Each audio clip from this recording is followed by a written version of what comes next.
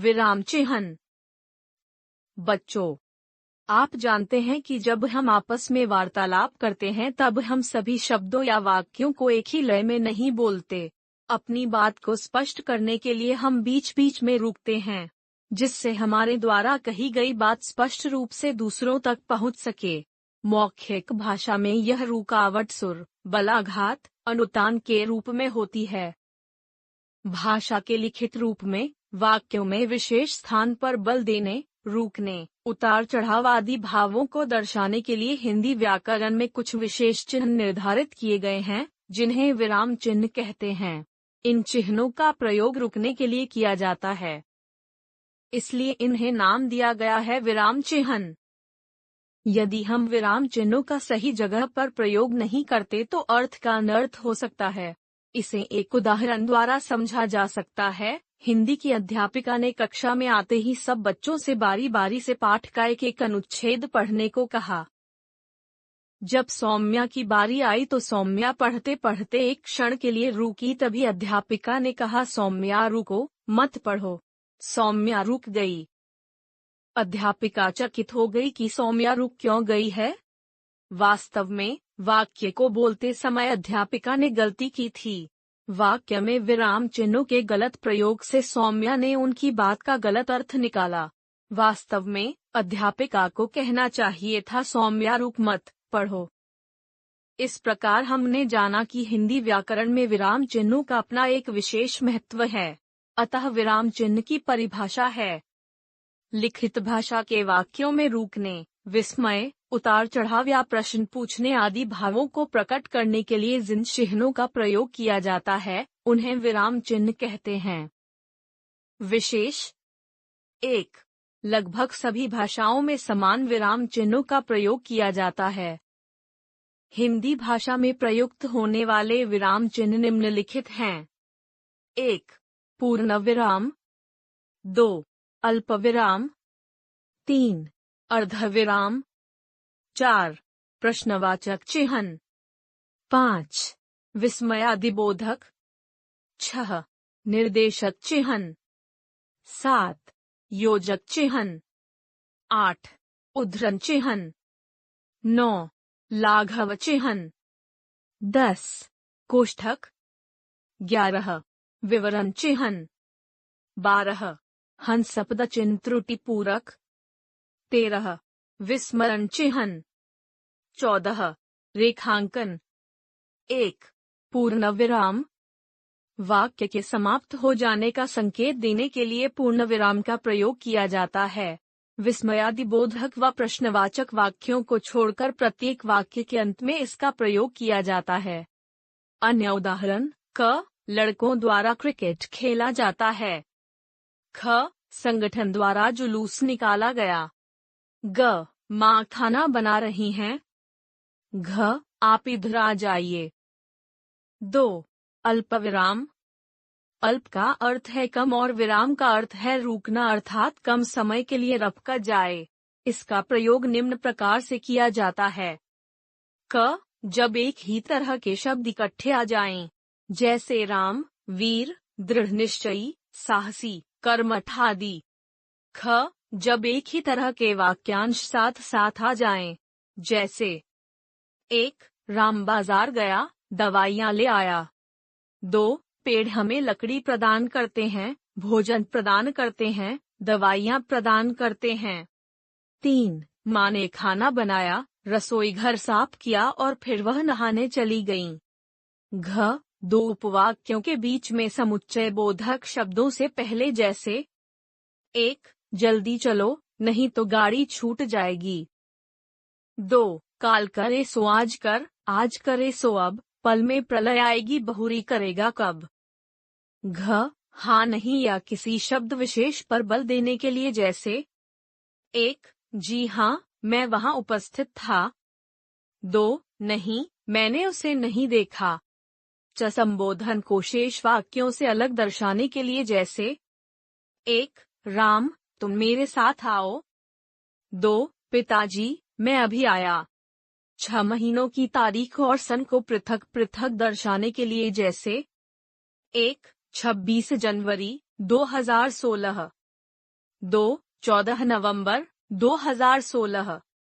6. उद्धरण चिन्हों के आरंभ से पहले जैसे 1. नचिकेता विनम्र भाव से बोला, पिताजी, आप क्रुद्ध न हो। 3. अर्धविराम, वाक्य में जहां अल्प विराम से अधिक किंतु पूर्ण विराम से कम रुकना पड़ता है, वहां अर्धविराम चिन्ह का प्रयोग किया जाता है।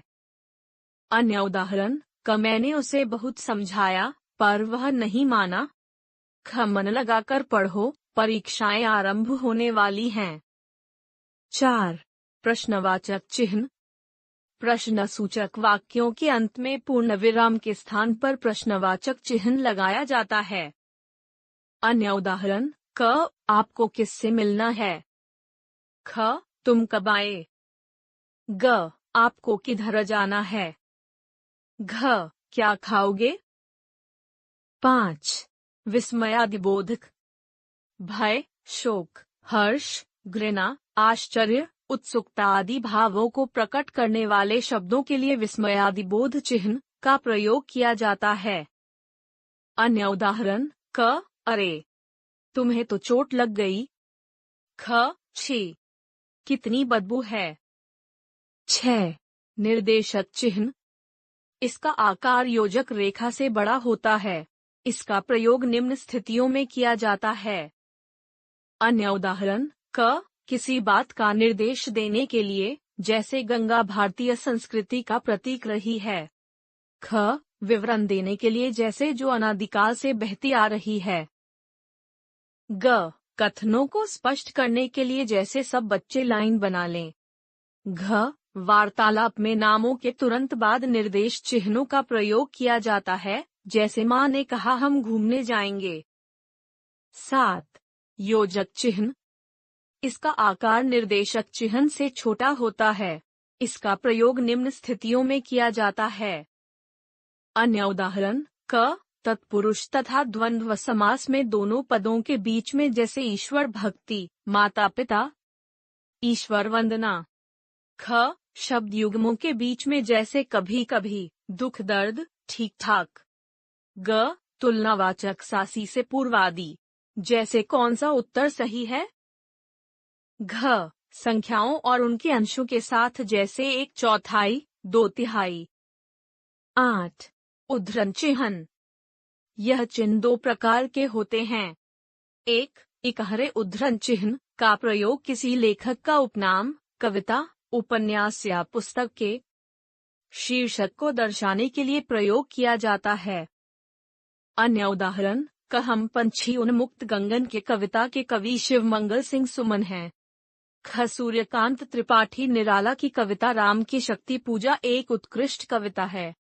ग, पंडित जवाहरलाल नेहरू को बच्चे प्यार से चाचा नेहरू कहते थे। 2. दोहरे उद्धरण चिन्ह का प्रयोग किसी व्यक्ति के कथन को ज्यों का त्यों रखने के लिए किया जाता है। अन्य उदाहरण, नेताजी ने कहा, तुम मुझे खून दो, मैं तुम्हें आजादी दूंगा। ख, महात्मा गांधी ने कहा, अंग्रेजों भारत छोड़ो। 9. लाघव चिन्ह, इसे संक्षेप सूचक भी कहा जाता है। जहां शब्द को पूरा न लिखकर उसका संक्षिप्त रूप लिख दिया जाता है, वहां इसका प्रयोग किया जाता है। अन्य उदाहरण, कृपया पन्ना पलटिए। ख, डॉक्टर राजेंद्र प्रसाद। 10. कोष्ठक, इसका प्रयोग निम्न स्थितियों में होता है।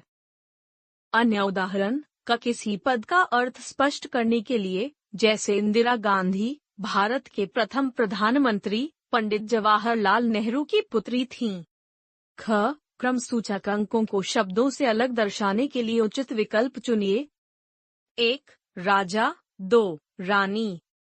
ग, संवादों में हाव भाव तथा नाटक में रंगमंचीय संकेतों को स्पष्ट करने के लिए, जैसे राजा ने क्रोध से कहा अपराधी को पेश किया जाए।